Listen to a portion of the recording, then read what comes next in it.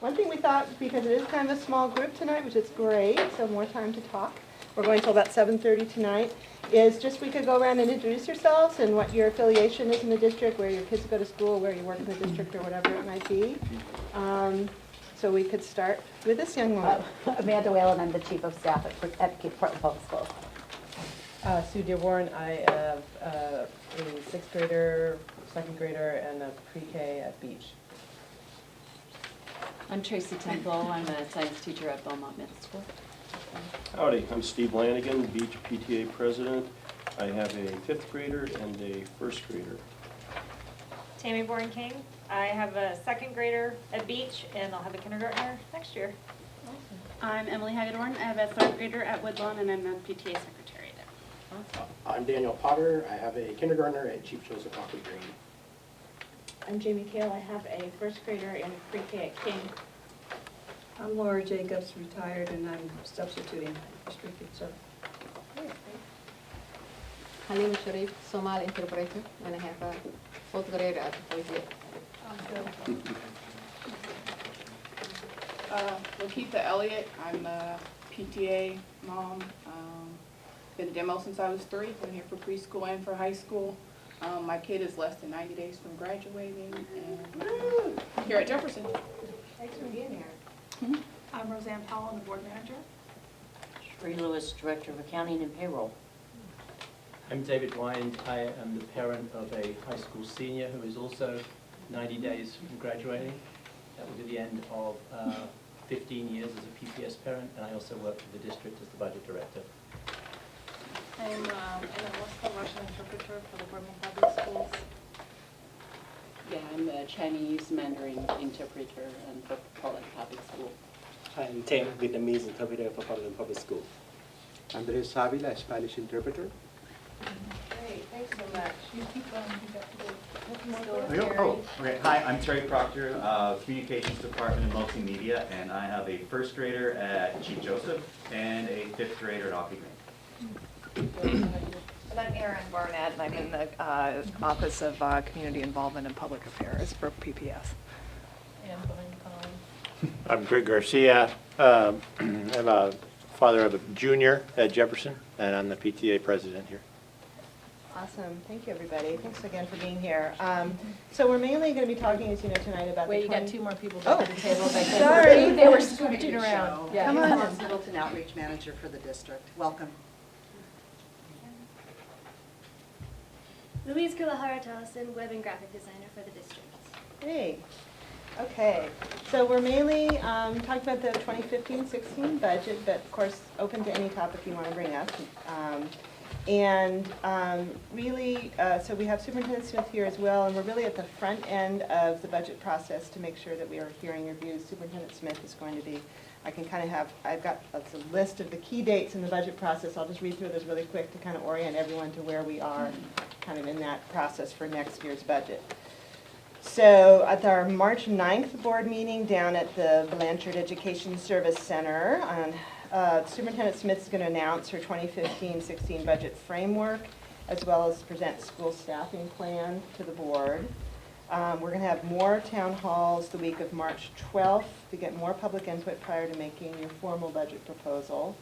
Then on March 31st is when the superintendent's going to formally propose the 2015-16 budget to us on the board. Then it kind of comes over to us for consideration. In April, we're going to hold 3 more of these public town halls to hear feedback about that proposal. And I'm assuming that in Kim's materials over there is the dates, and if you get the emails from the district, if you sign up for this one, I imagine it'll be on the list if you're already getting all those many emails about when those dates are, and it's also on the district website. And then in May, we'll be considering and formally adopting the board will be adopting the 2015-16 budget.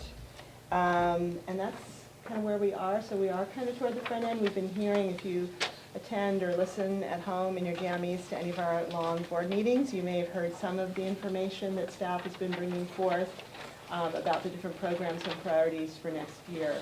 And also, of course, we're in the midst of the legislative session in Salem, where we are working very hard to talk to our legislators about the need for more school funding, because that's going to make us able to do all the things that I'm sure you're going to share with us tonight about priorities to better educate our kids and support our schools.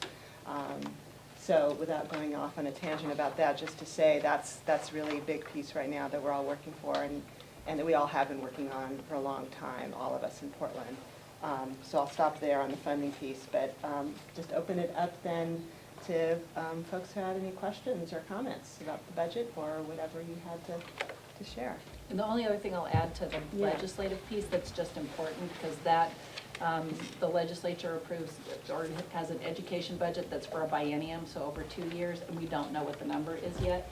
So our assumption, and it's an assumption at this point, is that we're gonna be planning for holding our current service levels, and we're planning for a little bit of add. So like one of the things that we're doing internally is really looking at, okay, what would we add in terms of school-based staffing, and the kinds of things that we get to add there, and if we're getting to add any other additional supports. But it's gonna be mostly saying our goal is to hold hold steady on the things that we're doing and be able to add a little bit. So just so you have a context, but we don't really know what that number is yet. So that's a moving piece while we're doing our planning. It moves along simultaneously. Who wants to be the brave soul to start? I'll get us going. Great. So for clarification's sake, Carole, are you saying, because I believe the enrollment numbers are on the rise, so are you saying you're looking to hold the budget close to where it is in terms of the numbers, or you're looking to hold the budget where it is per student as to with the new number of students that will be enrolled in the coming school year? Hope that helps make sense. Great question. And it's a combination. So we're looking, the legislature will establish what's the dollar amount that will go into the state school fund, and our number is $7.5 billion that we want in the state school fund in order for all the districts to hold current service levels. That becomes the pool of dollars that get distributed to districts. If our district is growing enrollment and others are declining enrollment, then we would end up seeing a greater share, right? That would come to Portland. If everybody's growing enrollment, it just shifts what kind of share we all get. So it's like the dollar amount per kid depends both on the overall number and where's the growth, what's the ebb and flow between districts, or are we growing as a whole state in terms of what's the amount per kid? Does that make sense? Perfect. Yeah. And then individual schools will get like ebb and flow of enrollment too that's reflected. So even though I say hold steady, if we have a school that loses enrollment, then you could see fewer staff because the dollars follow the students. So there's like all of this is it has multiple moving parts. So. Thank you. So.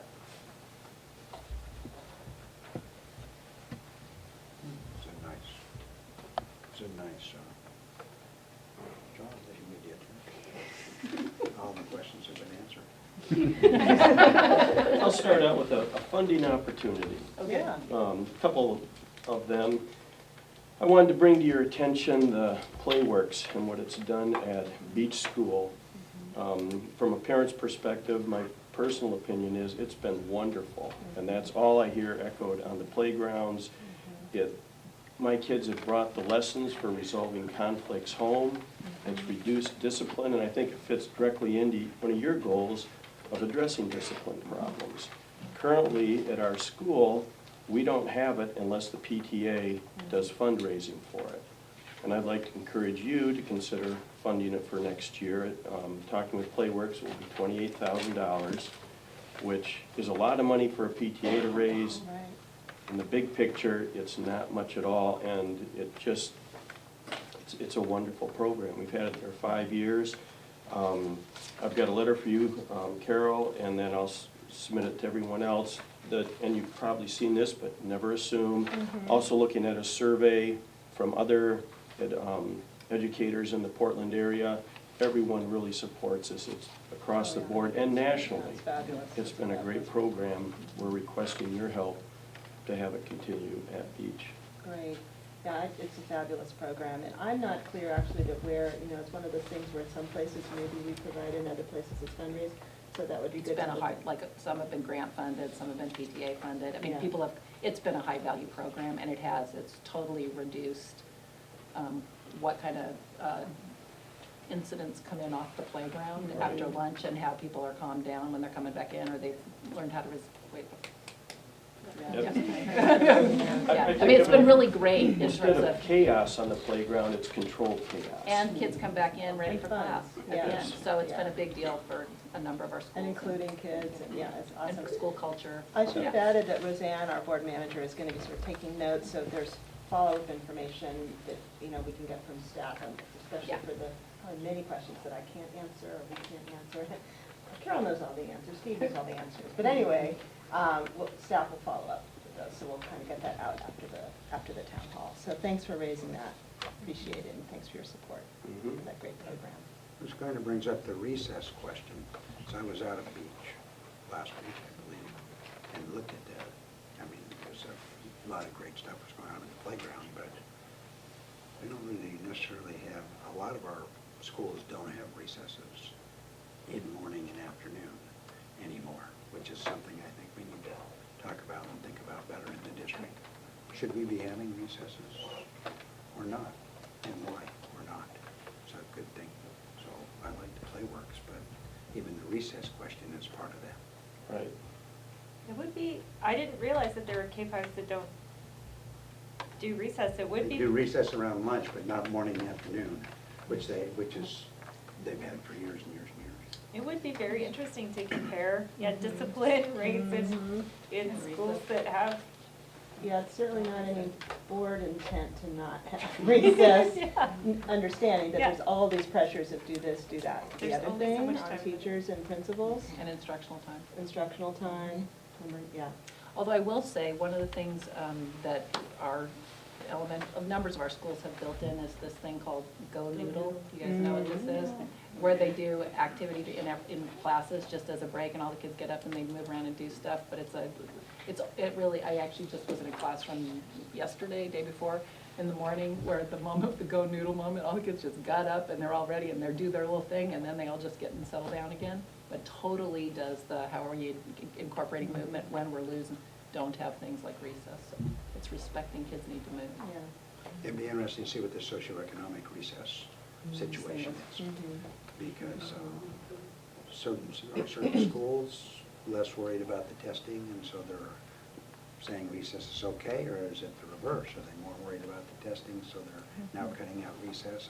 It's something we need to talk about, because we don't really have a sense, I don't believe, of where the recesses are and aren't, and how it's working, and we don't have a policy as a district around recess. So I don't wonder know if where it is in the wellness policy. to be honest. Nikita has it. Oh, I yeah. just wondered, for clarification, all schools currently have at least some recess. Around lunch. Oh, yeah, that's what I mean. Around lunch, At least right. some sort, okay. I just wanted to be clear that Afternoon. none of them, I mean, I think I always had just one recess. I don't know, I've asked for that information, haven't got it yet. I think it'd be helpful to look back at the wellness policy too and see where that comes into it. So that would be another piece. And then the lunchtime is another one as well. Well, how to make recess valuable for older kids, the middle school kids, I mean, they just kind of sit around, they're not really doing physical activity anymore. I mean, Yeah. there's boys playing basketball, but there's, tends to be a lot of just sitting around and gossiping, frankly, right, and I know that's still important, but Yeah, it seems like maybe they could do something. a little more. Playworks helps with that. Yeah. I feel like my kids, even my sixth grader's still doing things she's doing different playwork, so. Yeah, that's great to hear. There's some people that are concerned that we're restricting the play too much. In some, I've had people, particularly say up at Skyline, I had people talking to me and sending me information saying, we're restricting it too much, we're not letting them do this or this. And so there's a lot of Kids issues. always have the choice, though, to. There's a lot of issues around it. There's a lot of issues around it that we would need if we look at. I feel like my kids the teachers have always, even if they weren't supposed to, because at one point at beach, I don't know what was going on, but there wasn't supposed to be a specific recess, so they would, sometimes the teachers would sneak them out in the morning. Yeah, that's sneak them out in the a afternoon. fairly typical thing. So I feel like it's, Well, we shouldn't have to put teachers We in that shouldn't have to position. We're Yeah. sneaking out for recess. Yeah, so I think you have your hand up. Can I change the topic? Sure, yeah. Okay. My name is Tracy Temple. I'm at Beaumont. I've been there for 22 years. I like my job very much. I've been teaching life science. And we have the life science curriculum that is CPUP curriculum. It has probably been some of the best curriculum that we've ever had the board adopt since I've been in PPS. So it's good stuff. My concern is that we didn't quite buy enough kits, so we have this rotation that we have to go through. And I was told by our TOSA that we were it was chosen by test scores a little bit, what units you started with, which, okay, that's fine. I'm starting out at the beginning of the year teaching life science with 11-year-olds with genetics. So picture you're 11 years old and you have science now every single day, which is great. And your teacher starts talking to you about deoxyribonucleic acid or DNA in cells which you have not seen yet. So that's my concern. There is kind of a logical scope and sequence to this that really, in some of the units, it's really, really important. So to learn about genetics before they have even seen a cell, and the units do refer back to it. So it's been really a challenge because they're little concrete thinkers to get the information to them in a meaningful way, that I'm not having to teach them something that they're going to learn when they get the cell biology and disease kits. So can I clarify, is it not enough kids in your building or not enough kids in the district?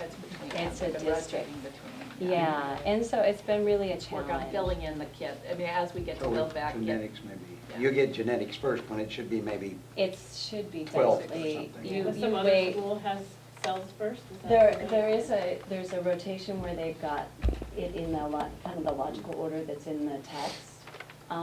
But there is quite a handful of schools that are getting the rotation of the cell biology disease after genetics. So your request is work our way out of the rotation system and onto people, each school has its own Well, set of not kits? Is necessar- that, what would be the solution My you go for? solution, Yeah. kind of baby steps here, Good. is to buy more of specifically the cell biology and disease and the genetics ones, so that those two in particular can go in order. Because that makes sense. the others, you can kind Mix and of match. make them work, Yep. all right? But But those those two two, need to be in sequence. they really do. Okay. It has Thank you for been having such an a adaptive challenge. suggestion. Serious, that's good, in terms of baby step suggestion, that's good. Yeah. So, thank you. Can I just pause 1 sec so our colleagues who joined us can introduce themselves? Hi, everybody. Sorry, I'm late. I had 2 animals at the vet today, so I got one of them back.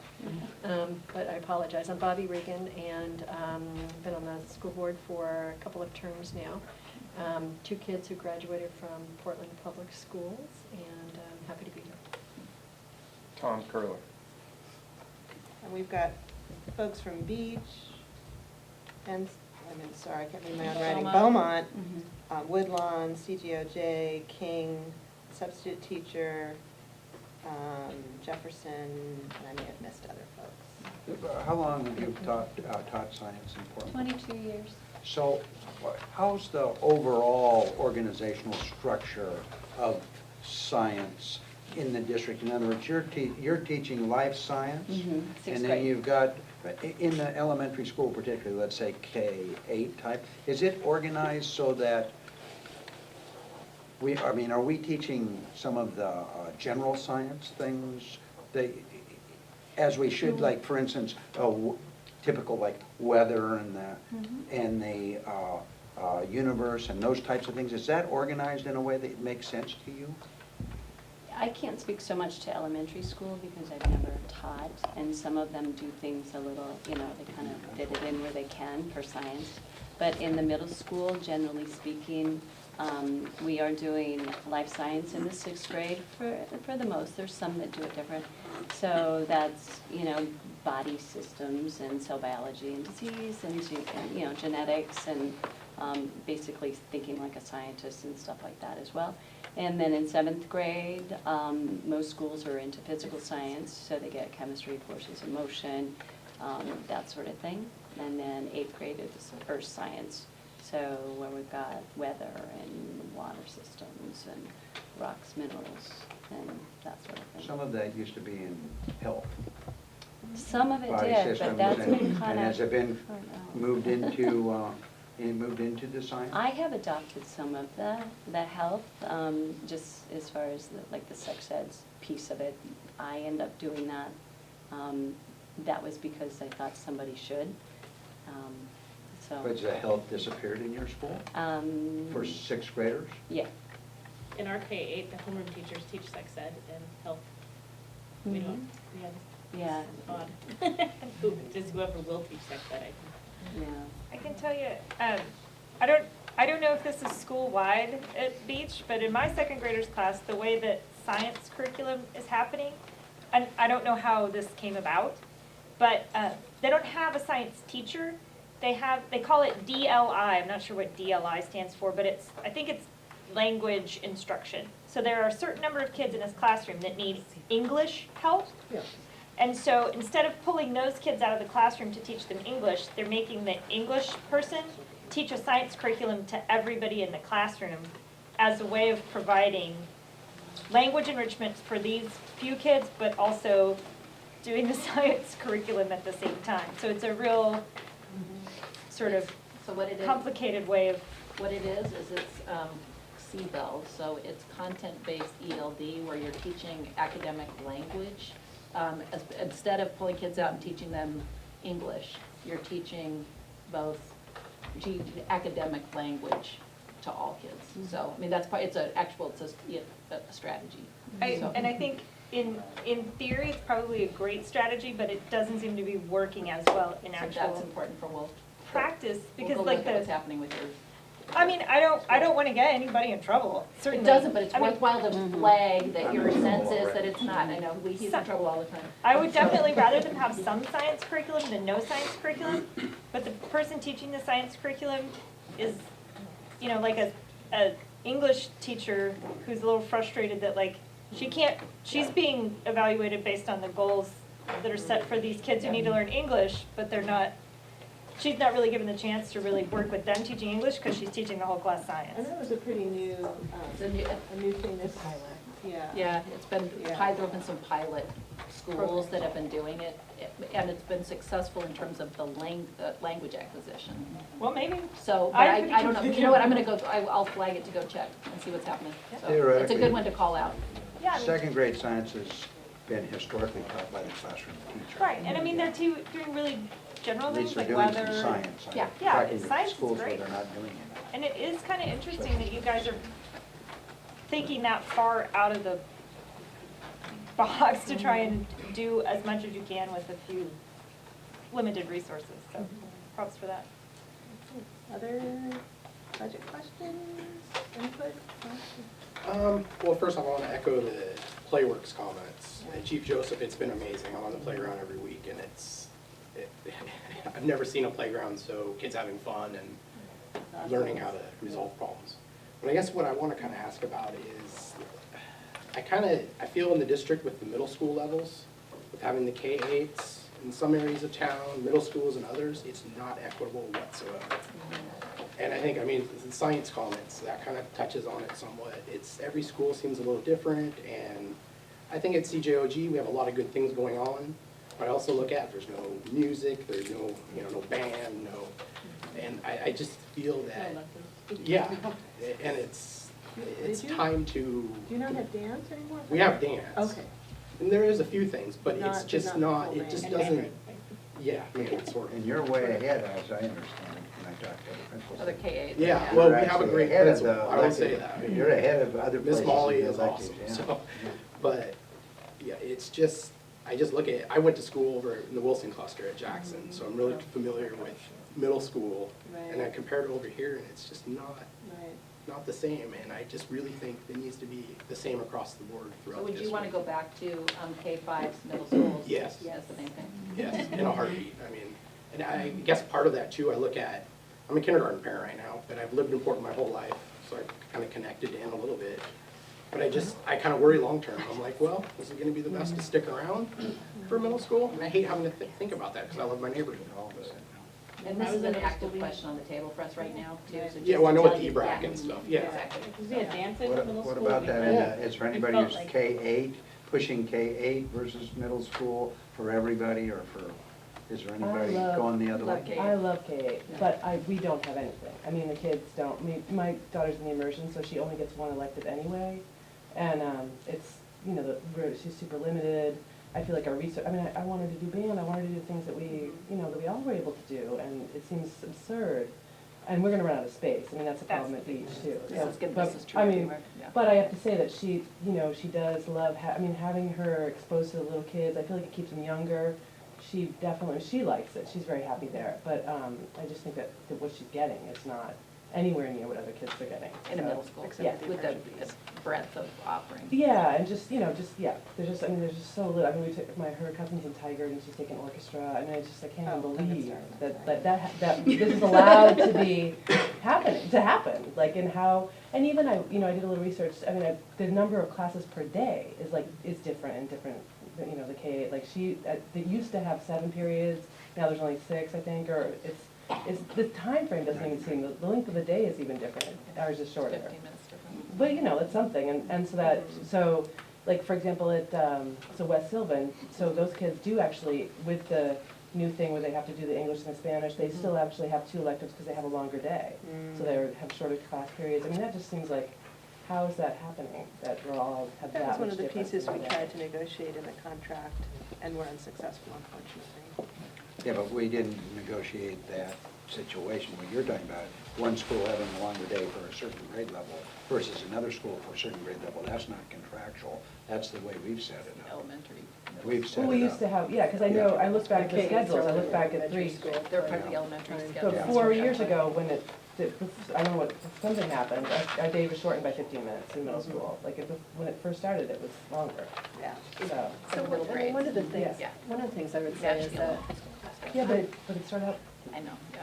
I'm kind of agnostic between a K-8 and middle school as long as you actually can resource it properly. If you look at every private school in Portland, they're K-8s. So the K-8 model in and of itself is fine as long as you have a great instructor in front of your kids every day.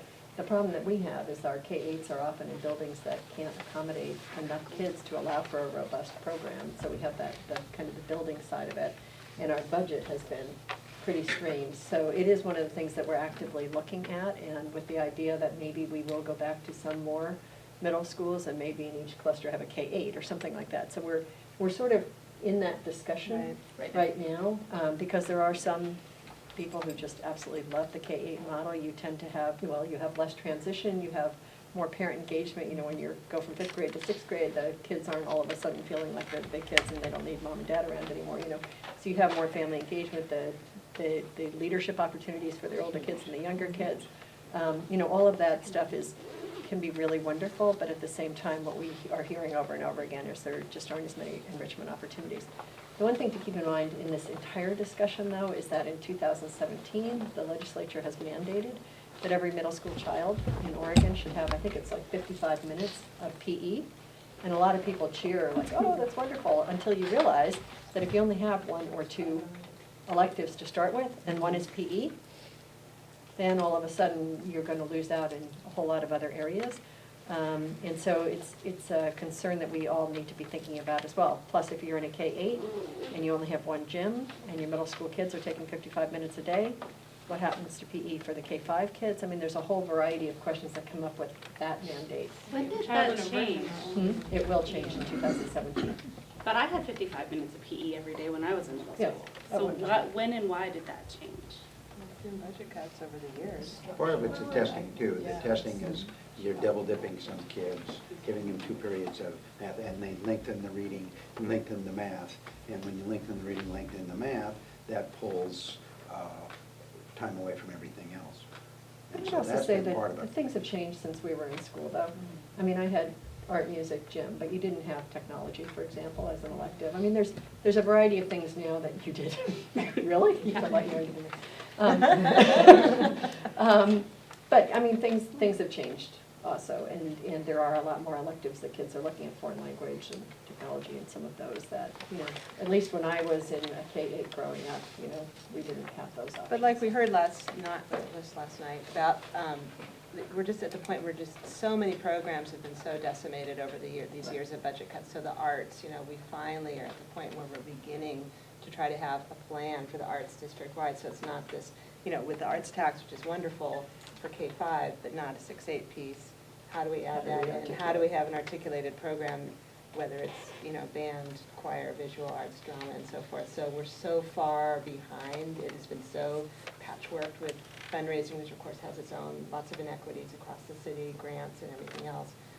So it just feels like area after area, we're just sort of pulling ourselves up and just beginning to, I really appreciate Carole putting an arts teacher on special assignment back in this year's budget for the first time. So she's in there and doing great work, but we've got a long way to go. So that gets back again. I mean, obviously it's on us on how we invest the resources and what we prioritize, but also it's, really these years of disinvestment have just taken their toll at the state level. And it's going to take time, and hopefully they're willing to continue to kind of build back. I think we're still, $2 billion short of the quality education model statewide? Yes. And, yes, thank you. And for those who don't know, it says in the Constitution that the state shall fund the quality education model unless it doesn't have money. And then if it doesn't have the money, it has to do a report. I'm not getting the exact wording right, but guess what? They've opted for the report every single time. But the quality education model is not any super duper gold plate. It's like a librarian in every school, music in every school, art and so forth. So it's just, continually, we just struggle because we're trying to, there's things that we all need, librarian, what else? I mean, it's just, yeah. Well, electives in middle school don't hardly cost you anything, because you just put kids in this class instead of this class. So they're all day for the same period of time. So it doesn't really cost you much money, the extra supplies to some degree in some schools, but it doesn't cost you anything to put electives. So it's got to be programmatic. It can't be that we're missing money in the middle schools, because we could have put whatever we wanted as classes in every middle school that we want. It's programmatic, and the testing has had this huge influence. And we want to put music in every school. We could do it. All we have to do is pay for the instruments. The teacher's already there in the middle school. K-8s, the teacher isn't already there. You have to add them in. Whereas in the middle school, the teacher is there. But they have to be highly qualified. And then have kids to actually have an orchestra. Like a jazz band. How large is your jazz band? You got For the entire population of kids in band? got a bunch of people. 270. I mean, the district went into the K-8s without mapping out and planning for what is the right number of kids and the right size building and the facilities, and we've been. Our arts showcase, I'm going to say, it was one where you just saw it really starkly, like the middle schools can have a band, a jazz band, an orchestra, like whatever, you got enough kids to do it. Little K-8, in the middle grades, you don't have, there's just literally not enough kids to have a critical mass to do I mean, we could do district-wide, a district orchestra, I mean, we could do some other things, but yeah, you could do some of those things. And Jackson does do that, they do their, multiple schools come together and do their whatever, a cluster orchestra or something. Yeah, and I didn't mean to imply it's just money, you're absolutely right. I mean, this whole piece of figuring out the K-5, K-8. And another thing too is just so all the upheaval of the K-8 that the district did, and then all the work that's gone into trying to make it work over all these years. And so I feel like it's both, don't mess with us anymore and stop upheaving and redesigning, but also give us stability and give us what we need for our kids. So it's like, what is the balance there? And I think we're now, there's some K-8s that are working great, and then when we have too few kids to be able to provide an equitable program, clearly we're going to have to. Ours is huge. I mean, ours is growing. We had obviously a leadership issue which decimated the teacher-wise. We lost, that's why ours is kind of a mess right now. But other than funding and not having equitable things like that, but I feel like there were other issues too. But anyway. I feel like we're between a rock and a hard place at Beach, though. In that, in 2009, we had 111 middle schoolers. Last year, we had 155. I'm sure you're familiar with the piece in Willamette Week back in 2009 that said 160 was kind of the the mass that you were looking for in order to have a full complement of courses, is the way I read the article, whether or not they got that right or not. So we, in a way, we're a success story. We've built up to that threshold, and yet we haven't seen any real changes in the courses or electives we've gotten. And I think we're also in a be careful what you wish for scenario. If, with the changes that are going on now, trying to encourage everybody to stay at the neighborhood school, if our kindergartners matriculate all the way through 8th grade, we will need an additional 10 classrooms, and we are completely at capacity now. The only place we have any movement is, ironically, in art and in music, because we have a 0.5 FTE in each of those positions. So for Beach, one win-win right now to kind of level the playing field would be to give us another 0.5 for art, 0.5 for music, which will allow us to have those electives at the middle school level. I know you're aware of this problem, but we're just scratching our head. I think it's going to start hitting us next year, and definitely the year after. And beyond that, We'll have to put more portables in. Well, we'll change the boundary. I mean, do you share a boundary with King? well, we're immersion, so we're, Right. it's a little different that way Yeah, too. because that complicates things too, but I mean, just with the whole boundary review, that could be a piece of Yeah, it too. King will take some. Fine? I said King should take some. We have like 60 kids in our middle school. It's really sad. Oh, yeah. And And the Woodlawn's smallest, about the same. I think one of the smallest boundaries We do have. around, it just is not sustainable. Yeah, we're stuck between Sabin and Vernon and Boise and. And you're right, there are some people that really like the K-8 model, the relationships you get with teachers, et cetera. There's other people that really like the additional electives if you go to Beaumont or you go to another more traditional school. So I'm not sure it's either or, maybe it is. It's a kind of a sticky wicket problem. And then sitting here, I couldn't help but observe, we're in a library, and this is great because I'm hoping my kids will eventually end up at Jefferson. But if you'll turn around and look at that bookcase right behind you, if you were to add one more section, that's the Beach Middle School Library. Right there. The rest of it is all K-5. There's an obvious inequity there. I was kind of wondering, based on that glide path, do libraries just fade out at the high school level? So I'm glad to see this here. I've never been in this part of the building. So wait, I'm sorry, you say in terms of middle school level books, you don't have them? We have That's- 3 shelves, Right.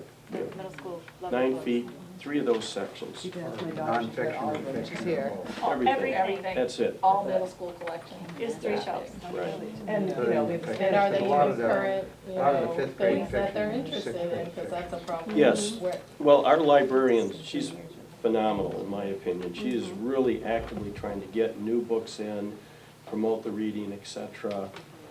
But she's limited in space. We've wondered if there's an opportunity because of the limited space, and if we take more, then you're taking it away from the K through 5, obviously, but what about providing a tablet that allows ebooks to be downloaded for all our middle schoolers?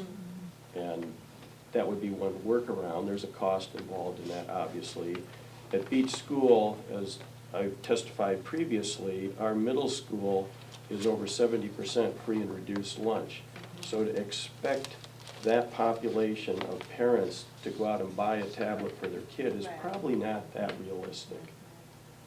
So we would need the support of the school to do that. Now, we have some money coming up. I was just gonna say, we just did How much would Beach get approximately? Have you made those recommendations I yet? have no idea how much you would get specifically, but we just did Well, I it. mean, it's a great school. I still don't know the exact number, but one of the things the board just approved was an ad for library collections. That was like a one-time boost for library collections that so I would advocate at Beach, you guys advocate at Beach to your librarian to have that bit focused on building your middle school collection. Because each school will have control over what's the stuff you Now, are select. we planning to add more money in our next year's budget, this coming budget? You add in more library materials in that now, is that what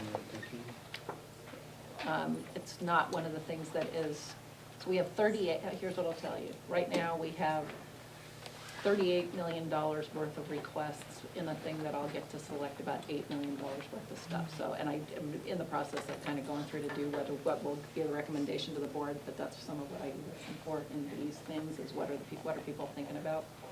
So, just to say. In terms of libraries, how do you determine which schools get library and who gets an LA versus a librarian?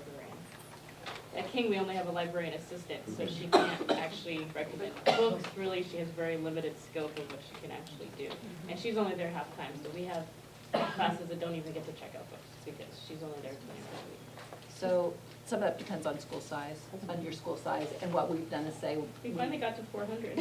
Did finally get to 400. assistant And principal. there's like a table that does like both, is number of students in your school, and where we'll say, principals have some control over staffing, but we'll say you need to offer these things, and you need to keep your library open for this amount of time in a week, and, I mean, so we'll do some of those kinds of things, and then they'll make the best sense of how to use the staffing they get to accomplish those things. We have a parent with a MLAS, and she's actually volunteering, basically stepping up and doing some of our library work. We're working methodically so just for context, this year that we're in right now is the first year we've actually held steady and been able to add a little bit in, at least in the time I've been there, and I'm in my 8th year, right? I've been here 12 years and since I've been. Okay, so you've got, and literally ballot measure 5 was back in 1990, and we've been in the budget cutting conversations. We have kids that are graduating now that have never been in a year that we added to the budget, we've cut.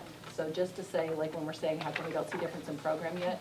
Because even as you've increased numbers of kids in your school, we've been still cutting budgets. So like this year, and we're hoping this year heading into, we're getting to add a little bit more. I mean, we're hoping that we're gonna at least hold steady and build as opposed to that we're taking anything part again. So it's reality that you're experiencing is, yeah.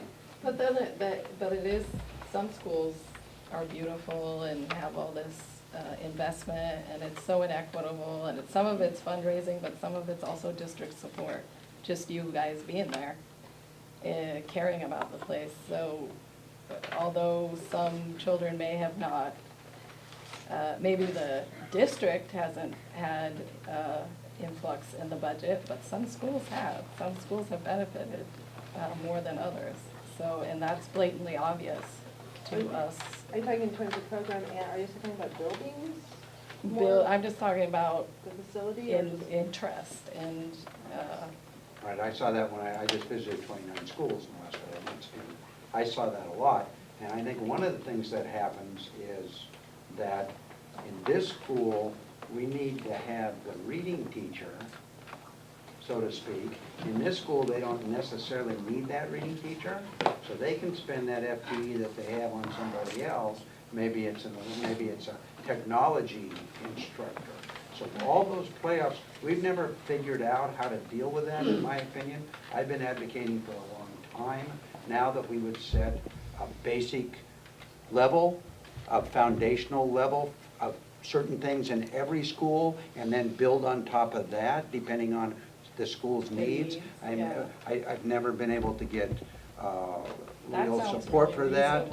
Mr. Curler has been and supported that. And they say they have it, but we don't have it when you look at it real carefully. It's not there.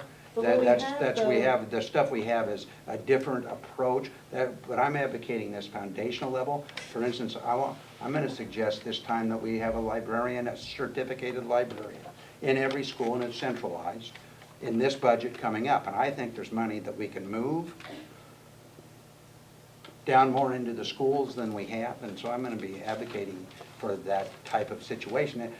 To say we don't have enough money is, and I don't think it's exactly the right statement when we have $14 million, which is 150 FTE in general education consultant costs.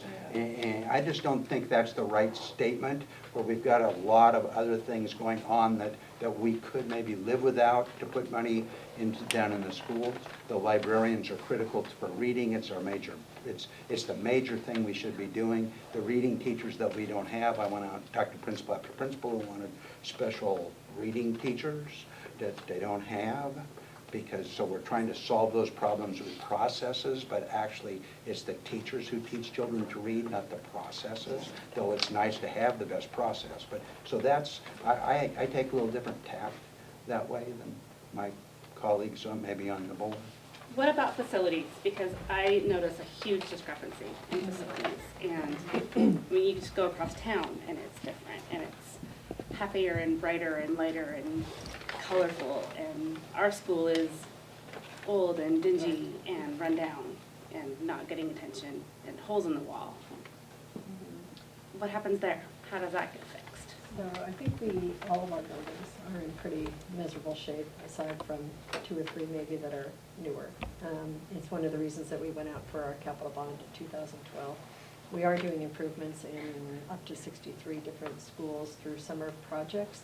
Carole and I were just over at the James John Elementary School this week, for example.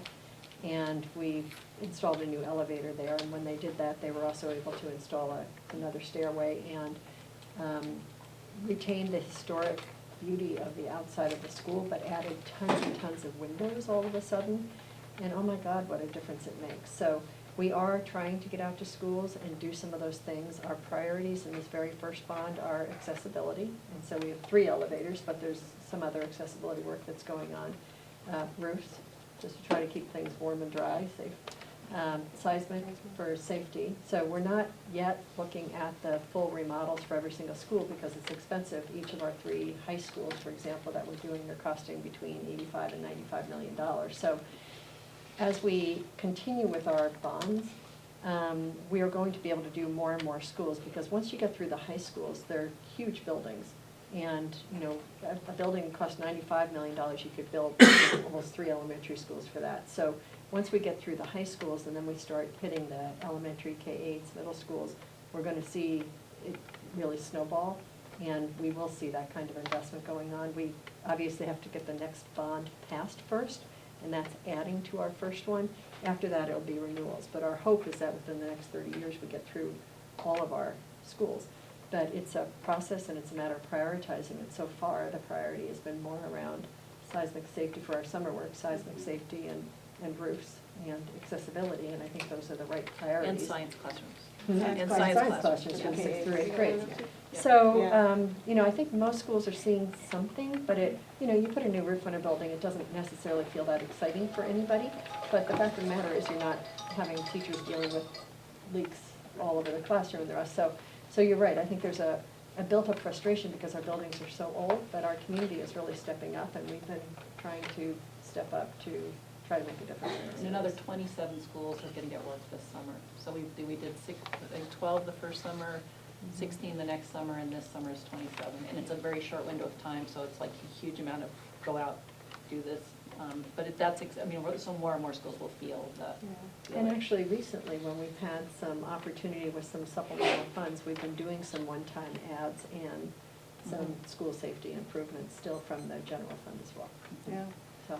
And stepping outside of my naysayer typical approach to life here, when I went around to those buildings, I looked in classroom after classroom after classroom, and absolutely, I could not believe how consistently, really well put together the classrooms were. I mean, the teachers had stuff. I mean, really, it was really, really good, particularly in the elementary school. It was just classroom after classroom was inviting and exciting, and it was really neat what they're doing. And the school might have been old and dingy, but the teachers were really making effort. And I'm kind of give those compliments sparingly, but it was the way that it was. I saw one building that really, I'm going, not much going on here, but every place else. So they are making an effort, I think. The teachers are to really. The principals too, you know, and the principals, sometimes they were good, sometimes they weren't. When we have a great principal who can really, you know, and there's sometimes it's those small cosmetic things that make all the difference, like repainting the front hall or replacing the carpet in the library, whatever.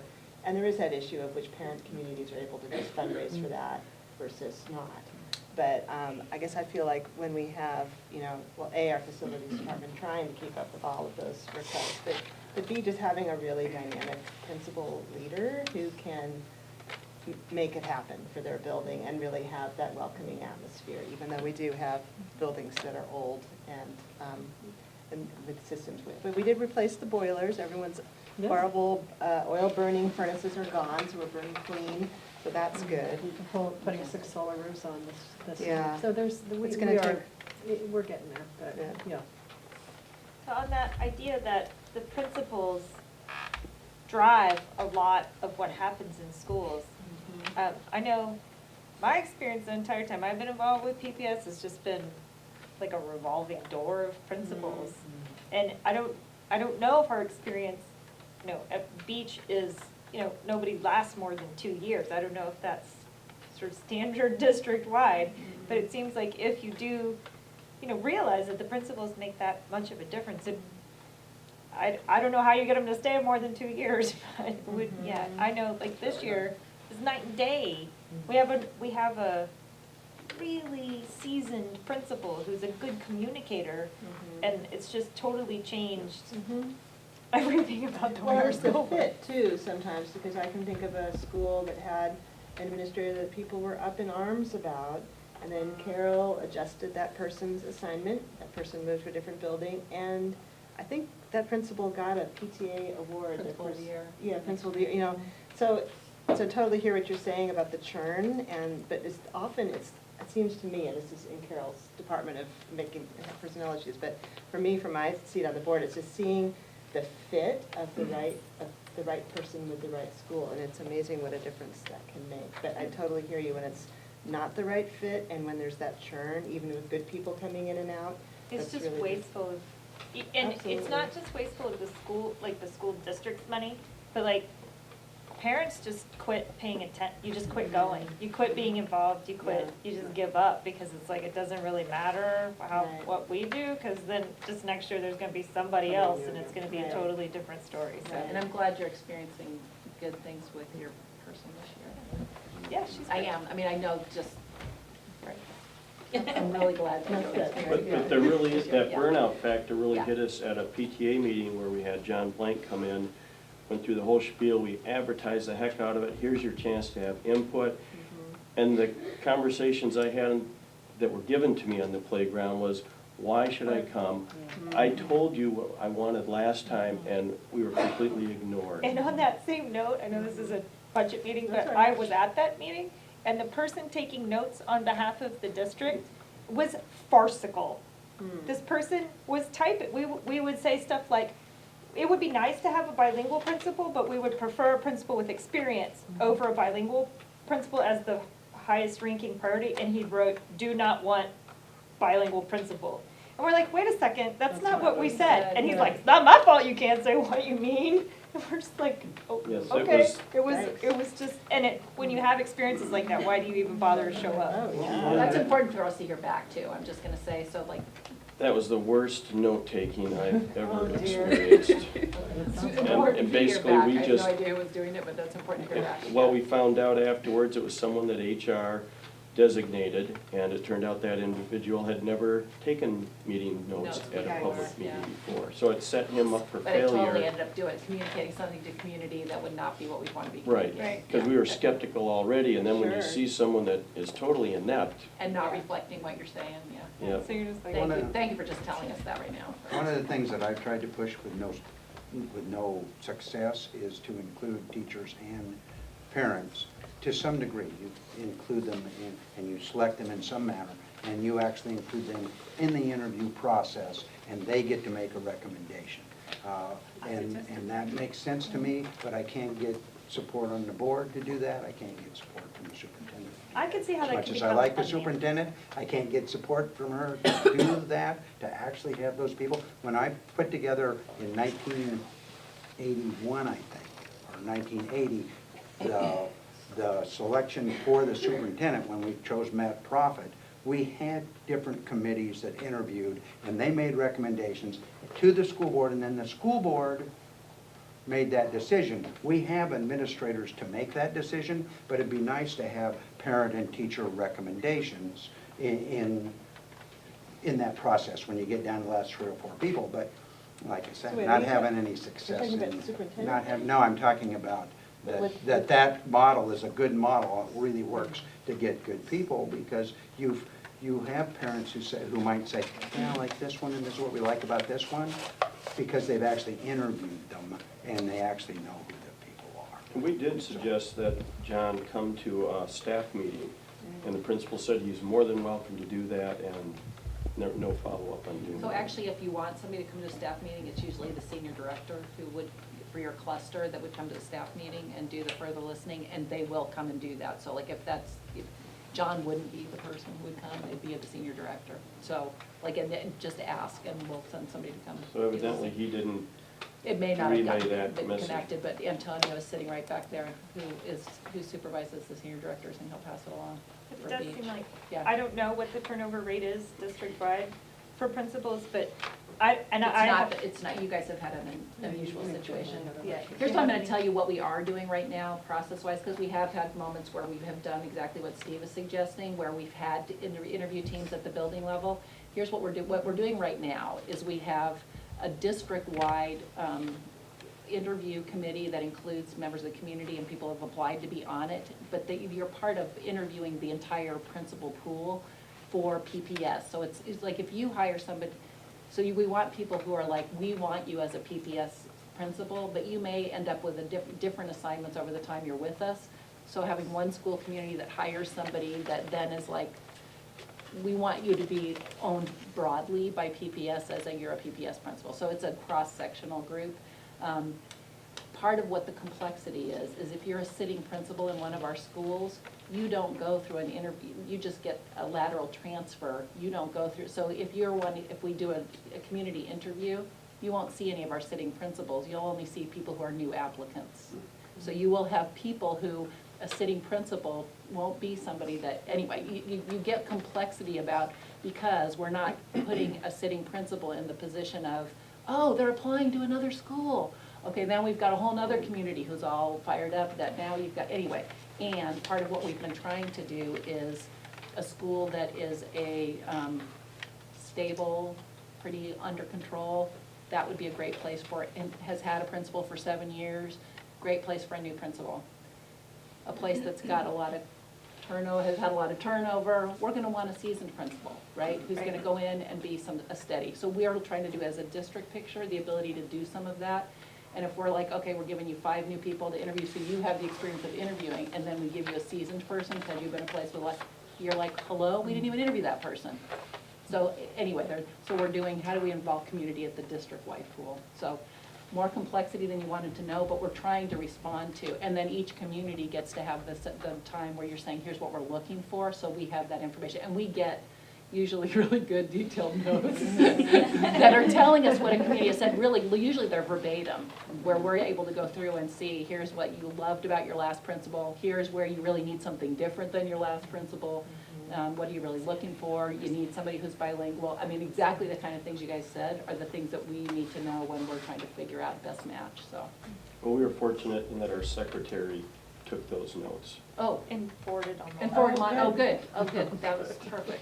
Is there a chance for principals to want to leave and like know that there's an opening, or like, well, I guess what's the proportion of those that leave kind of told to leave versus? Every year we ask principals if you're looking at some, and so that we have like an opportunity for them to identify, you know what, I'd really like to teach, to be a leader at a different grade level, I'm interested in a high school, you know, I've been here for 7 years, I could take something, you know, a different opportunity. So we ask that question every year.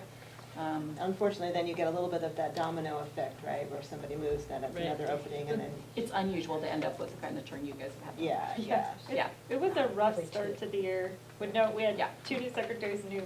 And we're vice really principal, grateful and to have secretaries, they the person. Oh my gosh, where would we be without the secretary?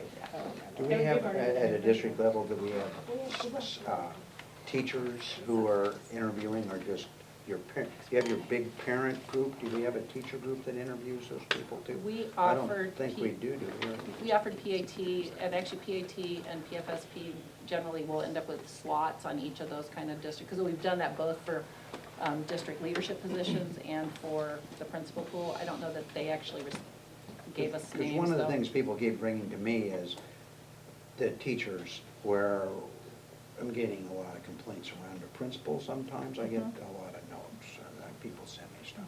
And I'll talk to the principal, I'll talk to the teachers, and they'll say, yeah, that person was, you could see all these problems coming as a vice principal.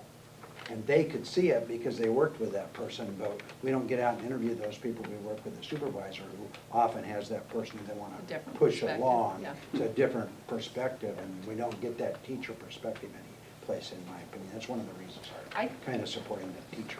But isn't that at the community meeting? I mean, like in Cleveland, there were lots of teachers. But it's not, no, I'm Two talking different about things, specific yeah. people. And you're, I'm there's talking a, about specific people, not generalized ideas of, I mean, I can already do a generalized idea for what I want, yeah. You want me to tell you what I want in the principal? And it's the same as everybody sitting out here practically wants. So to ask for generalized ideas as opposed to specific is a different ballgame. Can I just, as far as back to the maintenance and the buildings and the heating system now, how often is the heating system, I know it's centralized, is it checked very often, or who monitors how warm the rooms are and that sort of thing? We're throwing money out the windows at the beach. I was gonna say, my room was 90 degrees. It was miserable, and that's in winter. So I'm just saying, if we, there's a budgetary kind of thing maybe to check into, seeing how we can. We have a principal here, I don't know, want to put you on the spot, Liz, if you have any thoughts on it. Well, we're in the same building. Well, I know, So, I think the issue that I know about Beaumont specifically is that we were switched over right before I came to Beaumont to gas. To natural gas, yeah. And the issue is that there were some things that weren't coordinated when they did that. And so we have rooms that are 90 and we have rooms that are 52. And they're right down the hall from each other, and they're on the same wing. And that's been 6 years straight. Like and many people have been out to look at it and to work on it, And not resolved. And it gets resolved for a while, and then at it this goes time. and then it goes back. It's like it gets fixed for a little bit, and then it just goes back to the issue, and they cannot figure out what it is. And I think with, as far as going into buildings that are really clean and artistic, and I think that I've been in many buildings in this district, and the one thing I think that, I guess, there's another principal here, but I feel strongly like there's also some ability. So when I was at a more affluent school, I also took care of another school on the east side. That's me. That's how I was raised. I didn't feel comfortable having more art in my school when there's a school that I went into of a colleague that it needed painting. And there's some things that I think could be done to buddy up with sisters, brother schools, however you want to do that. But it's not necessary. It's not systemic. It's more, I know you, how can I help you? And then you get your community, and every parent that I ever spoke with in that school was all about helping someone else. So it wasn't like, let me keep it all to myself. It was very much, that's a great idea, how can we help? And so there could be some systemic ways that we could use some of our Run for the Arts money, or. And there's been some of that, I mean, there's been the hands-on But I Portland think- piece. Right, Yeah, I think right, you're but I think it absolutely depends right. on who you know. Exactly. And what you know, and. Right.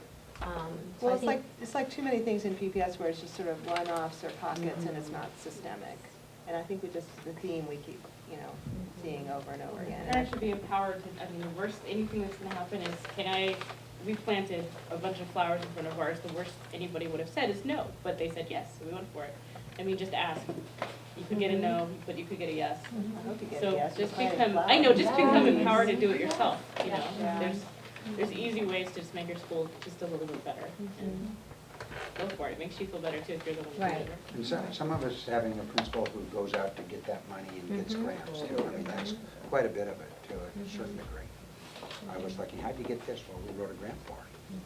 Yeah, our principal is a very good grant writer. I also think that the reality in these old buildings is that a lot of it's not always sustainable. So, for example, when I also came to Beaumont, the doors were all peeling and it was awful. And so the first thing people said to me is, are you gonna get that fixed? Well, I got someone anonymously to paint all the doors on the outside. Right, they painted every single door, and by last year, so 5 years later, they didn't look like they'd been painted at all. And so we, luckily, the district came out and did that for us. But it's one of those things where, keep in mind, it's not that it hasn't been done, it's just that they're so old and it's just constant. It's like your house, it's like it's constant, and so the upkeep is really hard, and, So can we ask questions of you all? If we had, say, $100,000, assume that pays for a teaching position, but say you had $100,000 for your school, could you just kind of give us a sense of what is the most important thing? Would it be a safety or facility thing? Would it be a teacher? Would it be a librarian? Would it be a reading coach? Would it be books? Books. If you had a pocket of money, I mean, that's what we're trying to do now, is to try to kind of hear what the highest budget priorities are. So if you had a little bit of money, where is the highest priority? Electives in the middle school. Anybody else?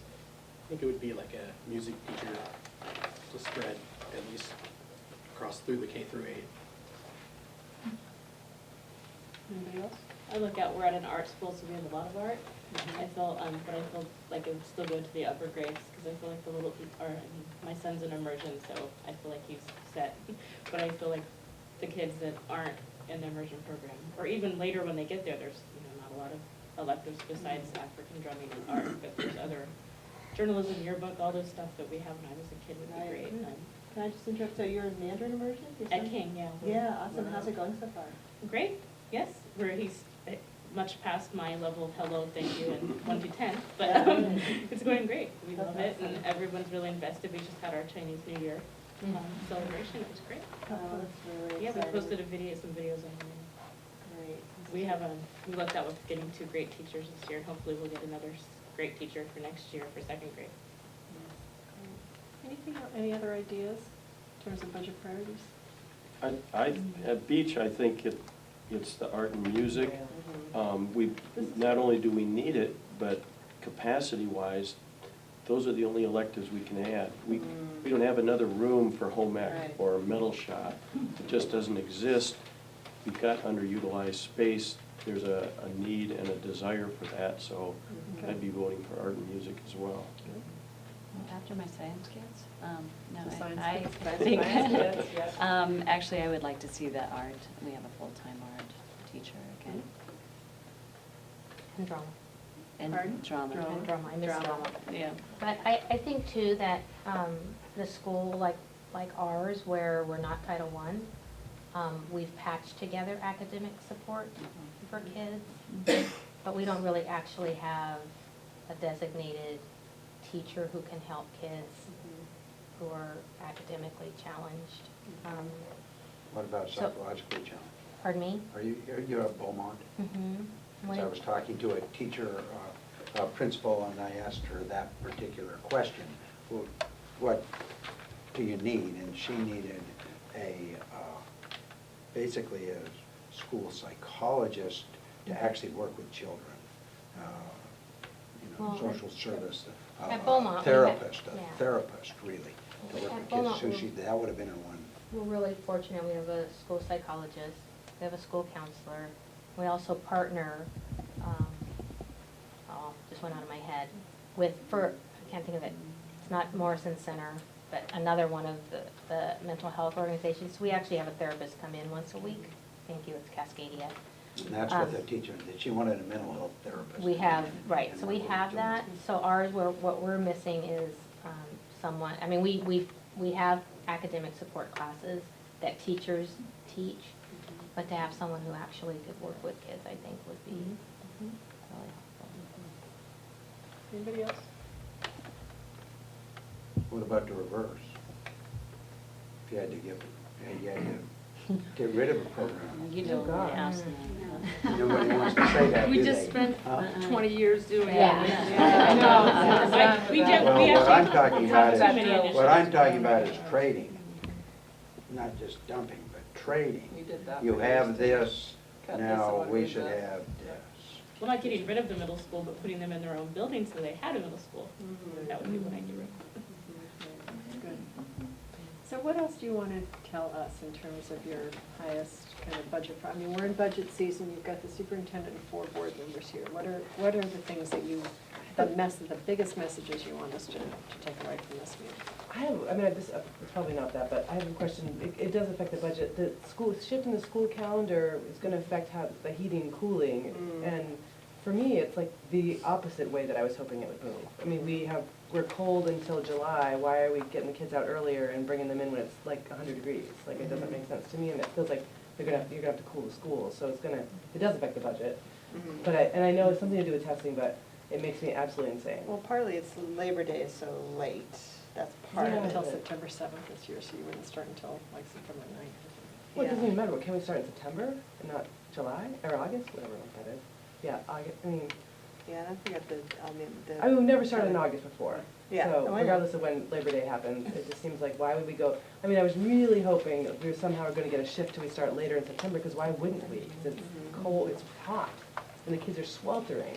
Well, it's hot in September too. Well, we'll see how it goes. I mean, the calendar committee recommended this, we agreed to it, and we'll see how it goes this year. We're certainly hearing from folks. But the main reason why it was recommended is you have kids from other states. I mean, I have nieces and nephews who start the second week of August, and they're in Atlanta, Georgia. I mean, again, this is a building issue at some level, because once we have new buildings, We'll have AC. we'll probably have AC, and, it's a whole different story. But the main thing is you have kids across the country who are in school for several weeks before they take their AP test, before they take their IB test, and before they take their state.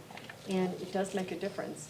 And, we have one of the lowest graduation rates in the country right now. Well, if our kids are getting 3 weeks less instruction before they're taking some of those, it does matter. And so you're right, our weather doesn't necessarily cooperate with us, but it doesn't cooperate with schools in Atlanta, Georgia, or New York either. So how does it affect the and people are graduation doing it. rate? How does it affect the graduation rate? I can see why you're saying about the testing, but like, how would it affect the graduation Well, rate? the biggest thing with the graduation rate is we need to add more instructional time. Oh, altogether, but if Right. it wasn't, I'm not. And again, you want to Yeah. add it earlier, so that as the kids are taking some of these, especially at the high school level, it's a huge deal in terms of your IB and AP tests, that you want to get as much instructional time in before those as you I possibly think it makes more sense at the high school level, but The high it's, school level. but that's part of the rub. And If also we it's just our agree. tradition and what we're used to too. So we'll see, like I said, we'll see how it goes. And if you wanted more instructional time, maybe you should cut out some of those other tests. Oh, yeah. I think we're- seriously, we're we're kind in of agreement. testing to test. Yeah, we're in agreement on some of that, but. Okay.